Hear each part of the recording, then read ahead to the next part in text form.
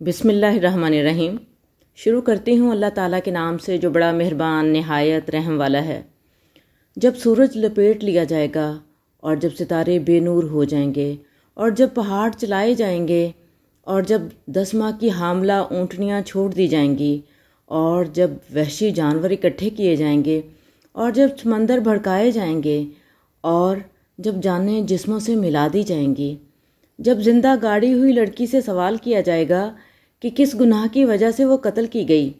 جب نامہ اعمال کھول دیے جائیں گے اور جب آسمان کی کھال اتار لی جائے گی اور جب جہنم بھڑکائی جائے گی اور جب جنت نزدیک کر دی جائے گی، تو اس دن ہر شخص جان لے گا جو کچھ لے کر آیا ہوگا۔ میں قسم کھاتا ہوں پیچھے ہٹنے والے، پھر چلنے پھرنے والے، چھپنے والے ستاروں کی، اور رات کی جب جانے لگے اور صبح کی جب چمکنے لگے، یقیناً یہ ایک بزرگ رسول کا کہا ہوا ہے جو قوت والا ہے، عرش والے اللہ کے نزدیک بلند مرتبہ ہے، جس کی آسمانوں میں اطاعت کی جاتی ہے، امین ہے، تمہارا ساتھی دیوانہ نہیں۔ اس نے اس فرشتے کو آسمان کے کھلے کنارے پر دیکھا بھی ہے، اور یہ غیب کی باتوں کو بتلانے کے لیے بخیل بھی نہیں، اور یہ قرآن شیطان مردود کا کلام نہیں۔